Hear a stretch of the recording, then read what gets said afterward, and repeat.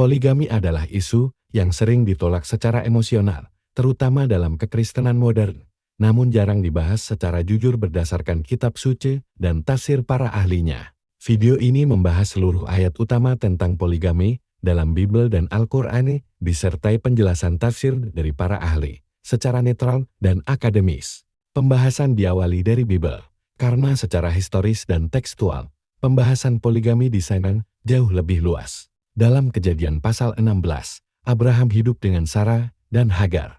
Ini terjadi atas permintaan Sarah sendiri yang mandul, sebuah praktik umum pada masa itu, untuk mendapatkan keturunan. Para ahli Bible menjelaskan bahwa teks ini bersifat deskriptif, bukan preskriptif atau sebuah perintah, dan tidak ada larangan eksplisit. Tafsir klasik Kristen menyebutkan bahwa tindakan Abraham diterima secara sosial, meski kemudian Alkitab juga mencatat konflik keluarga yang timbul sebagai akibatnya. Dalam Kejadian pasal 29, Yakub menikahi Leah dan Rahel. Ahli Bible menegaskan bahwa teks ini menunjukkan praktik poligami tanpa kecaman hukum. Menurut para penafsir, konflik antara Leah dan Rahel adalah konsekuensi sosial, bukan bukti bahwa poligami diharamkan. Dalam 2 Samuel pasal 5, Daud disebut memiliki banyak istri dan gundik setelah menjadi raja di Yerusalem. Tidak ada perintah Tuhan yang melarangnya dalam teks tersebut. Ahli Bible menjelaskan bahwa kritik keras terhadap Daud dalam kitab Samuel, terutama dalam kasus Batsyeba, bukan karena poligami itu sendiri, melainkan karena perzinahan dan penyalahgunaan kekuasaan yang keji untuk menutupi dosanya. Dalam 1 Raja-Raja pasal 11, Sulaiman memiliki ratusan istri. Para sarjana Bible menegaskan bahwa kecaman diarahkan pada penyembahan berhala yang dibawa oleh istri-istri asingnya, bukan pada jumlah istrinya.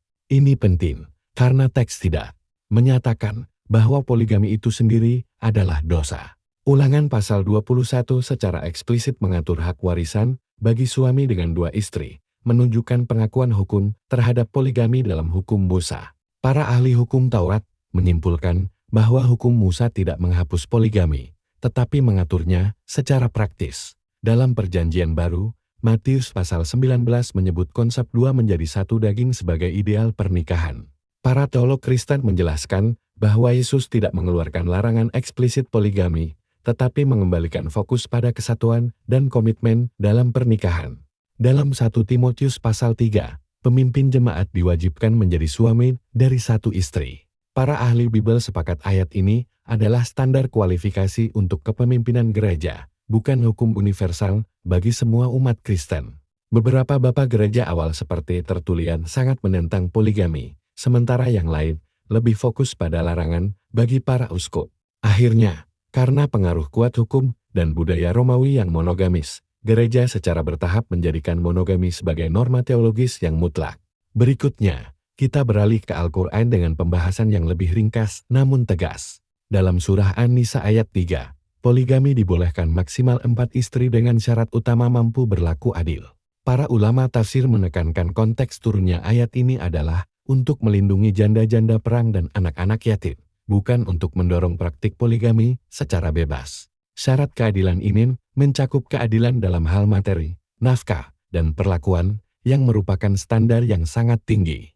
Selanjutnya, surah An-Nisa ayat 129 menegaskan bahwa keadilan sempurna dalam hal perasaan cinta antar istri sangat sulit, bahkan mustahil diwujudkan. Oleh karena itu, para ulama menafsirkan rangkaian ayat ini sebagai peringatan keras dan pembatasan yang ketat, agar poligami tidak dilakukan sembarangan atau hanya untuk menuruti hawa nafsu.